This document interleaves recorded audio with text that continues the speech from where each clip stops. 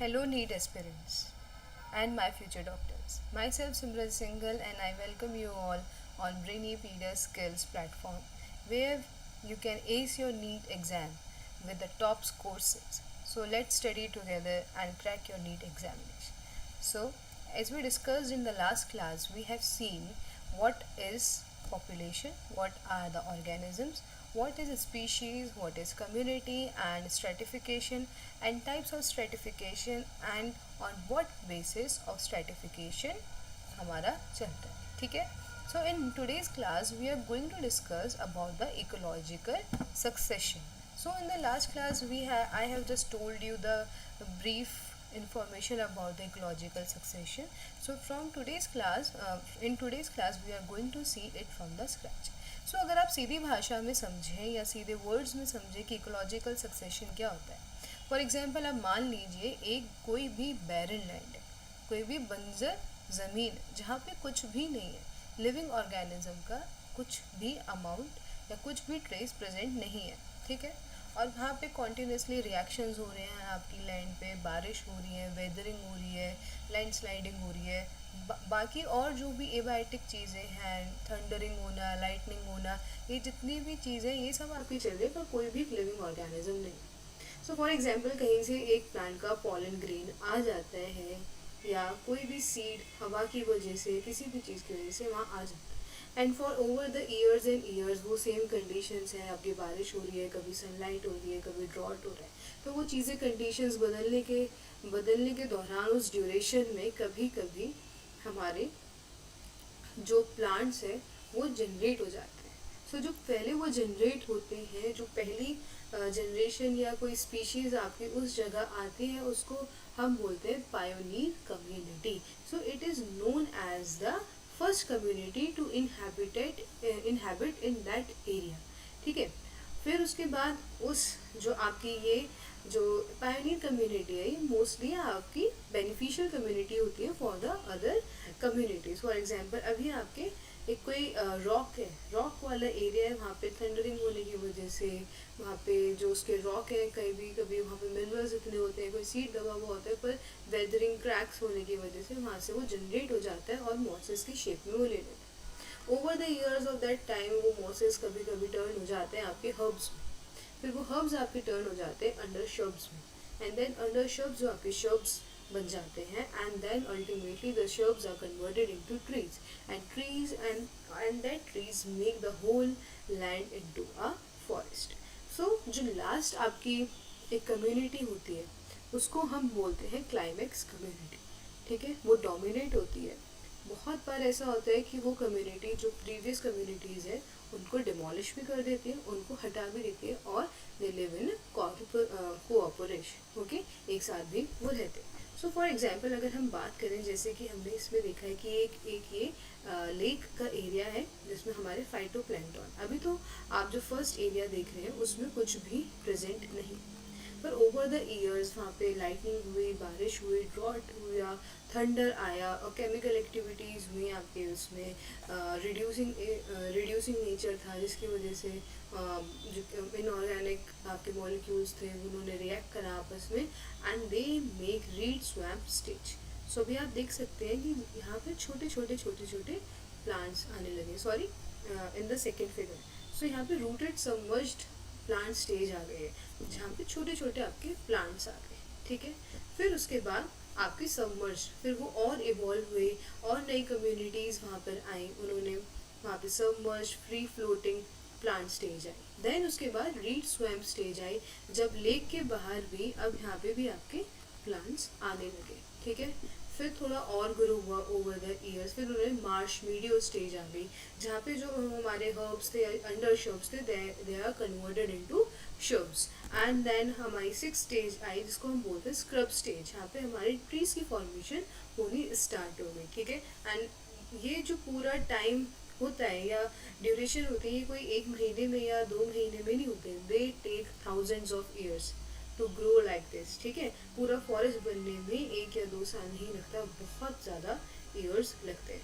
So ultimately जो हमारा result आता है that comes up to the forest. So एक बैरन लैंड कैसे आपकी पूरा एक फॉरेस्ट या एक लिविंग हैबिटेट बन जाता है, उस चीज़ के लेवल्स को या उस चीज़ की स्टेजेस को हम बोलते हैं ecological succession. Okay, I hope you get it. So if we talk about in the terms of definition, so development of plant community on a barren area or barren land is called ecological succession or biotic succession. Biotic इसलिए बोला जा रहा है क्योंकि हम living organisms की बात कर रहे हैं, ठीक है. The replacement of existing community क्या हुई आपकी, जो जैसे आपकी ये सेकेंड स्टेज पर आई थी, ठीक है, बाय द न्यू वंस, जो हमारी फिर ओवरकम कर दी किसने, submerged free floating plant stage, ठीक है, इन अ ऑर्डरली पैटर्न. अब ऑर्डरली पैटर्न हम इसलिए कह रहे हैं, जैसे कि आप इस इमेज में भी देख सकते हैं कि जो हमारी रूटेड सबमर्ज्ड, पहले जो हमारा कुछ भी नहीं था, फिर उसके बाद छोटे छोटे आए, फिर उसके बाद एकदम तो ये नहीं हुआ कि एकदम ट्रीज हमारे बन गए या ओरिजिनेट हो गए, नो.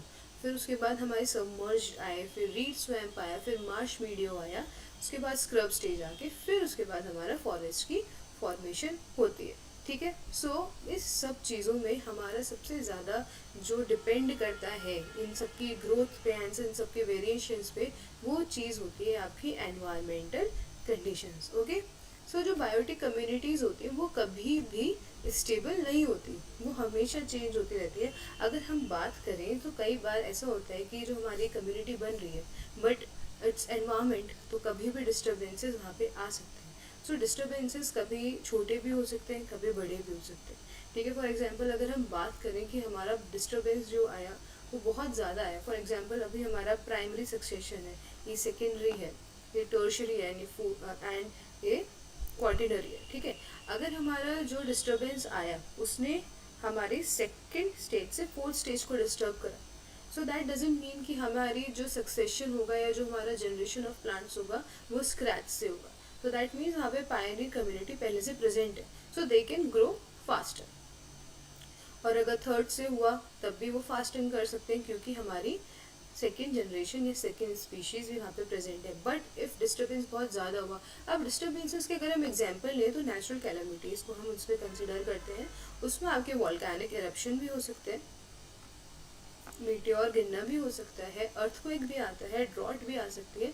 सो ये सारे आपके डिस्टर्बेंसेस होते हैं. इसलिए बोला जाता है कि जो आपकी बायोटिक कम्युनिटीज़ होती हैं वो कभी भी स्टेबल नहीं होती, क्योंकि we are living in environment and environment हर पल बदलता है एंड हर पल चेंज होता है, ठीक है.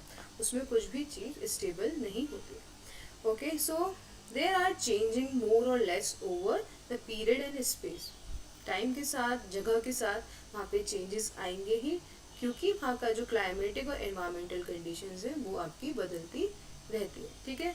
So the continuous interaction is going on. अब इन सब के बीच में, बायोटिक कम्युनिटी के बीच में, आपके इन्वायरमेंट के बीच में एक कंटिन्यूस इंटरेक्शन चलता रहता है जब तक आपकी स्टेबिलिटी नहीं आ जाती. अब स्टेबिलिटी में की अगर हम बात करें तो we are talking about the climax community, ठीक है.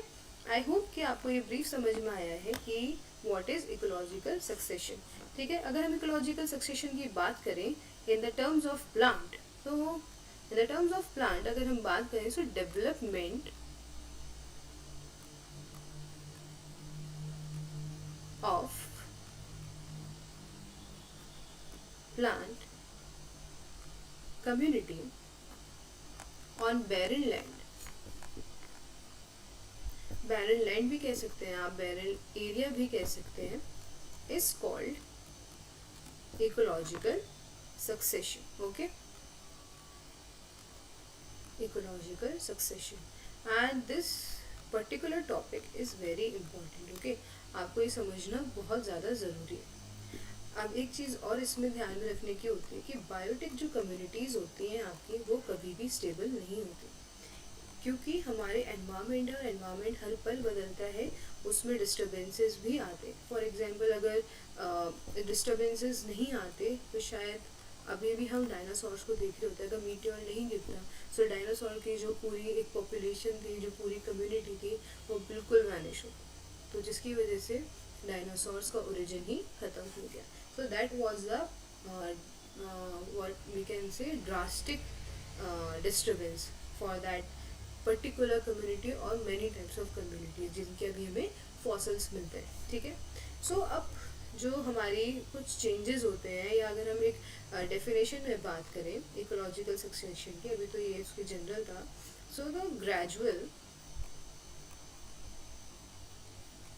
एंड फेयरली प्रिडिक्टेबल, हम उस चेंजेस को प्रिडिक्ट कर सकते हैं, predictable change in the species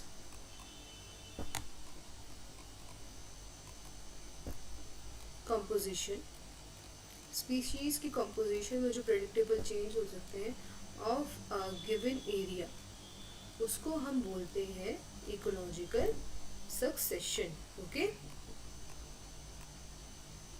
अब कुछ टर्म्स होते हैं इकोलॉजिकल सक्सेशन की जो हमें जाननी ज़रूरी है. ठीक है, टर्म्स की अगर हम बात करें, सो पहली टर्म आती है आपकी पायनियर कम्युनिटी. अभी जैसे मैंने आपको बताया कि एक सक्सेशन को स्टार्ट होने में एक कम्युनिटी ऐसी चाहिए होती है जो बिल्कुल फर्स्ट होती है, जिसकी वजह से बाकी की और कम्युनिटीज़ हमारी ओरिजिनेट होती हैं. So the first community to inhabit area is called pioneer community. So हम इसको लिख सकते हैं the first community. Okay, so ये हमारी फर्स्ट कम्युनिटी होती है. सेकेंड आपका आता है क्लाइमेक्स कम्युनिटी, जो आपकी लास्ट कम्युनिटी होती है और जो आपकी डोमिनेट होती है. ठीक है, so the last and stable community. ठीक है, in an area is called climax community. So for example अगर हम क्लाइमेक्स कम्युनिटी की बात करें तो उसमें आपके सबसे पहले आते हैं मीजोफाइट्स. मीजोफाइट्स क्या होते हैं? मीजोफाइट्स आपके वो प्लांट्स होते हैं जिन्हें ना ज़्यादा ड्राईनेस में रहना पसंद है और ना ज़्यादा वेट एरिया में रहना पसंद है. So they live in the middle, मतलब दोनों प्रेजेंट होने चाहिए, ना सॉइल ज़्यादा ड्राई होनी चाहिए और ना सॉइल ज़्यादा आपकी वेट होनी चाहिए. ठीक है, फिर अगर हम बात करते हैं, आगे चलते हैं, तो क्लाइमेक्स कम्युनिटी में और क्या क्या चीज़ें इंपॉर्टेंट होती हैं. तो उसमें हमारा जो चेंज है या जो हमारा स्ट्रक्चर है, कॉम्पोजिशन है, ये सब चीज़ें हमारी बहुत ज़्यादा मैटर करती हैं. सो क्लाइमेक्स कम्युनिटी के अगर हम कैरेक्टरिस्टिक्स की बात करें, सो उनकी कॉम्पोजिशन, आपका structure, then your then your changes in response to changing environmental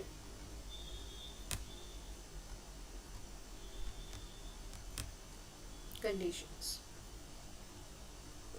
I hope आप सबको ये चीज़ समझ में आई होगी. सो जो फाइनल चेंजेस होते हैं और जो आपकी कम्युनिटी जो इक्विलिब्रियम लाती है एनवायरनमेंट में, हमारी इकोसिस्टम में, उसको हम बोलते हैं क्लाइमेक्स कम्युनिटी. द कम्युनिटी और species, a community which brings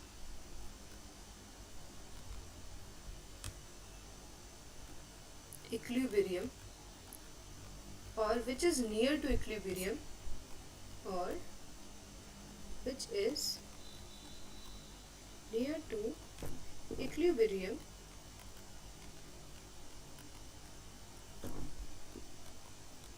is called climax community. Okay, then आपका एक टाइप की कम्युनिटी और आती है जिसको हम कहते हैं सेरल कम्युनिटी, और उसको हम कह सकते हैं सेरल स्टेज. ठीक है, अब हम समझते हैं व्हाट इज सेरल. सो जब हमारा सक्सेशन होता है उसमें जो हमारी जो कुछ कम्युनिटीज़ होती हैं, स्टेजेस होती हैं, तो जो किसके बीच में आती हैं, जो आपकी पायोनीर और आपकी क्लाइमेक्स कम्युनिटी के बीच में आती हैं, उनको हम ट्रांजिशनल कम्युनिटी या सेरल कम्युनिटी कहते हैं. फॉर एग्जांपल देखिए, पायोनीर है, पायोनीर आपकी क्या है, फर्स्ट है. ठीक है, फर्स्ट कम्युनिटी है, और उसके बाद एंड में आपकी क्या आती है, क्लाइमेक्स कम्युनिटी आती है. पर ऐसा तो है नहीं कि पायोनियर के बाद सीधा आपकी क्लाइमेक्स कम्युनिटी आ गई है. उसके बीच में भी बहुत सारी, मैंने जैसे आपको बताया था कि सेकेंडरी है, फिर टर्शरी है, फिर क्वार्टरनरी है, मतलब बहुत सारी स्टेजेस होती हैं। ये बहुत सारी कम्युनिटीज़ हमारी आती हैं जो कुछ बेनिफिशियल भी होती हैं, कुछ इनहिबिटरी भी होती हैं। सो उन सब कम्युनिटीज़ को मिला के, या उनका जो जिनकी वजह से क्लाइमेक्स कम्युनिटी में ट्रांजिशन हुआ है, उन कम्युनिटीज़ को हम बोलते हैं सेरल कम्युनिटीज़, और हम बोल सकते हैं उनको सेरल स्टेज। ओके, अब एक टर्म आती है आपकी सेरल। तो सेरे क्या होता है, एक एक सीक्वेंस होता है कम्युनिटीज़ का। जैसे मैंने आपको बताया पहले primary, then secondary, then tertiary. तो ये एक सीक्वेंस है कम्युनिटीज़ का चेंज होने में, जो कि एक गिवन एरिया में, फॉर एग्जांपल अभी हमने बात करी जैसे लेक का एरिया था फाइटोप्लैंक्टन्स का, तो उसमें कैसे कैसे एक स्टेप बाय चेंजेस आए और अल्टीमेटली वो फॉरेस्ट में चेंज हो गया। तो उस गिवन एरिया को या उस सीक्वेंस को हम क्या बोलते हैं, उसको हम बोलते हैं सेरे। ठीक है, so the entire sequence of communities that successively change in a given area, उसको क्या बोलते हैं, उसको हम बोलते हैं सेरे। ठीक है, अब हमारे जो सेरे होते हैं, अब हमने एक पर्टिकुलर एरिया की बात करें तो हमारे एरियाज कौन कौन से हो सकते हैं सेरे में। सो it can be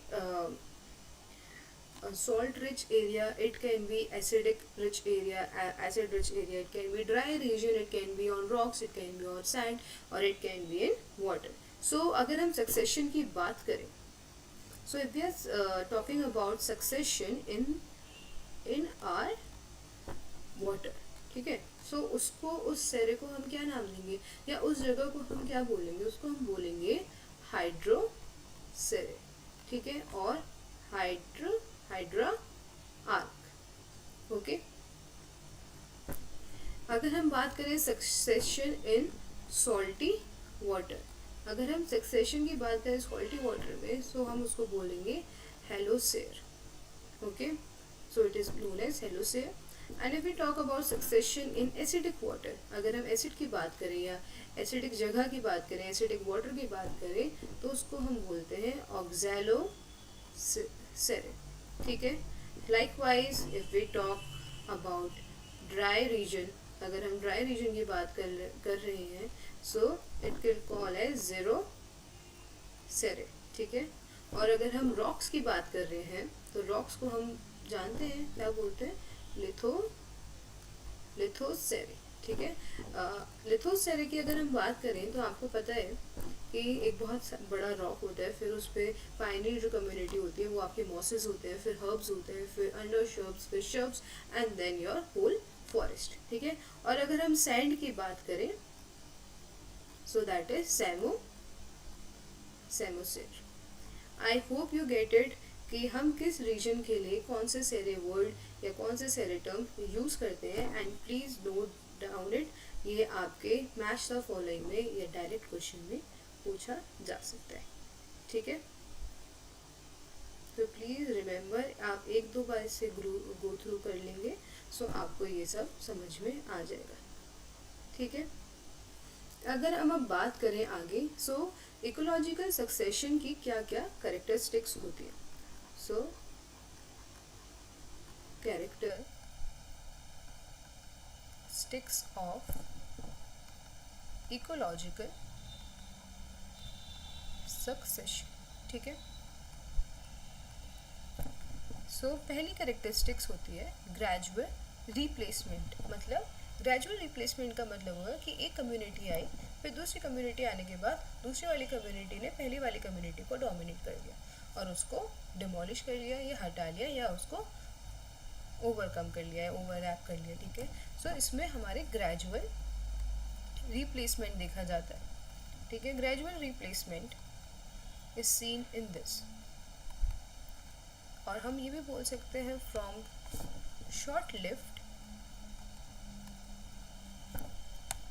to long lived plants. ठीक है, ग्रेजुअल रिप्लेसमेंट में आपका ये आता है फिर सेकंड आपका आता है कॉन्टीन्यूस चेंजेस। जो हमने बात की कि जो इन्वायरमेंट होता है वो आपका कभी भी स्टेबल नहीं होता है, ठीक है। तो उसमें हमेशा चेंजेस होते ही रहते हैं। कभी आपके क्लाइमेट में चेंज आ जाएगा, कभी ड्रॉट आ जाएगी, कभी वॉल्केनो इरप्शन हो जाएगा। सो उन चेंजेस की वजह से आपकी कम्युनिटी में भी चेंजेस होते हैं, और उन चेंजेस की वजह से सबको जो जीत के आगे बढ़ता है उसको हम स्टेबल कम्युनिटी भी बोल सकते हैं, या फिर हम उसको क्लाइमेक्स कम्युनिटी भी बोल सकते हैं। क्लाइमेक्स और स्टेबल कम्युनिटी। आई होप आपको ये सब चीज़ें अच्छे से समझ में आ रही होंगी। अब इन सब चेंजेस की वजह से क्या होता है, इंक्रीमेंट होता है, ठीक है। इंक्रीज होती है आपकी स्पीशीज़ की डाइवर्सिटी, ठीक है। अब स्पीशीज़ की डाइवर्सिटी कैसे इंक्रीज़ होगी, अब जब आपका एनवायरनमेंट चेंज हो रहा है तो उसमें वेरिएशंस आ रहे हैं, वेरिएशंस आ रहे हैं। सो मे बी एक स्पीशीज़ आज एक जैसी है, बट 100 ईयर्स बाद उस स्पीशीज़ में कुछ इवोल्यूशन हो जाएगा, या कुछ जेनेटिक वेरिएशंस की वजह से उसके अंदर कुछ नए एडाप्टेशंस आ जाएंगे। तो जिसकी वजह से आपकी जो स्पीशीज़ की डाइवर्सिटी है वो बढ़ती रहती है, उनका बायोमास बढ़ता है, ठीक है।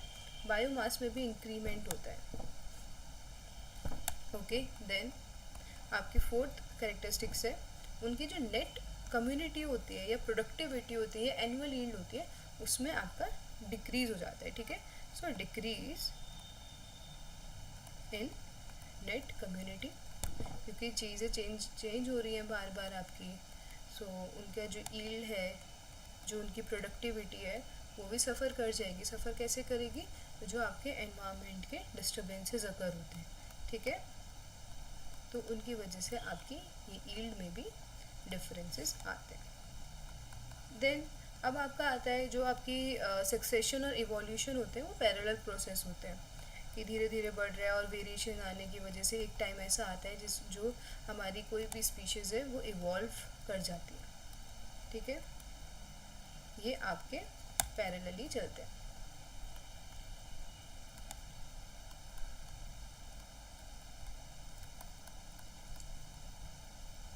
आई होप आपको ये सारी करेक्टरिस्टिक्स समझ में आ गई होंगी। So now we will talk about what are the causes of succession, ठीक है। अब सक्सेशन के क्या क्या कॉज हो सकते हैं, और क्या क्या कॉजेज में उसके फैक्टर्स प्रेजेंट होते हैं, ठीक है। Causes of succession. पहला कॉज या पहला फैक्टर जो आपका आता है that is your biotic factor, ठीक है। बायोटिक फैक्टर में क्या बोला जाता है कि जो भी आपकी कोई सीरियल कम्युनिटी कौन सी होती है, जो आपकी ट्रांजिशनल कम्युनिटीज़ होती है, जो पायनियर से लेके आपको क्लाइमेक्स कम्युनिटी तक भेजती है। उसमें क्या होता है, विद उसके जो एनवायरनमेंट होता है, वो कभी कभी एनवायरनमेंट का जो एरिया होता है वो आपका लेस फेवरेबल भी हो सकता है, और कभी कभी उन कम्युनिटीज़ के लिए मोर फेवरेबल भी हो सकता है। अगर मोर फेवरेबल हुआ या लेस फेवरेबल हुआ तो वो नेक्स्ट सक्सेशन पे या नेक्स्ट सीरियल कम्युनिटी पे काम करता है, ठीक है। दूसरा आता है आपका फिजियोग्राफिक फैक्टर। फिजियोग्राफिक फैक्टर्स क्या होते हैं, इसमें आपके क्लाइमेट और अदर फिजिकल फैक्टर्स इन्वॉल्व होते हैं। For example soil erosion, soil deposition, landslide, जो भी मैंने आपसे अभी डिस्टर्बेंसेस की बात की थी, लैंडस्लाइड हो गया, वॉल्केनिक इरप्शन हो गया, थंडरिंग हो गई, एक कोई मीटियोराइट गिर गया। ये सब क्या कर सकते हैं, अगर ये बहुत ज़्यादा सीवियर होंगे, आपकी ये फर्स्ट स्टेज पे ले आएंगे, that is your Pioneer community से पहले। मतलब आपको स्क्रैच से सारा कम्युनिटी बनाना, सब हैबिटाट को बनाना स्टार्ट करना पड़ेगा। ये दो फैक्टर्स होते हैं। First is biotic factor, then your second is physiographic factor. अब हमने जैसे बायोटिक फैक्टर में बात की थी कि बहुत बार ऐसा होता है कि जो एनवायरमेंटल कंडीशंस होती हैं वो फेवरेबल भी हो सकती हैं। अगर वो फेवरेबल हो गई किसी भी कम्युनिटी के लिए तो वो दूसरी कम्युनिटी को डोमिनेट कर देगी, पर अगर वो लेस फेवरेबल हुई तो वो उस कम्युनिटी को डोमिनेट होने नहीं देंगी, ठीक है। पर इसके चांसेस ये भी हो जाते हैं कि नई चीज़ों का जनरेशन होगा या नहीं। all these things depends on your environmental conditions, ठीक है। So the action of each seral community makes environment either more favorable or less favorable. Okay, और फिजियोग्राफिक फैक्टर्स में आपके डिस्टर्बेंसेस को हम काउंट करते हैं, और डिस्टर्बेंसेस आपके क्या क्या हो सकते हैं? डिस्टर्बेंसेस आपके हो सकते हैं सॉइल एरोजन, लैंडस्लाइड, आपका volcanic eruption,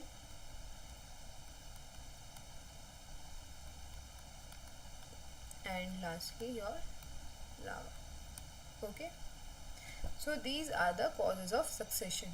So that's all for today, students. So in the next class we are going to see what are the types of succession, and hydrosphere and lithosphere पे कैसे आपकी community की formation होती है, कैसे वहाँ पे पायनियर कम्युनिटी से स्टेबल कम्युनिटी की फॉर्मेशन होती है. We will going to see that, and also we will going to learn what are the interactions. Okay, positive interaction as well as negative interaction. So thank you so much. Please give it a like, please share and subscribe. Thank you so much.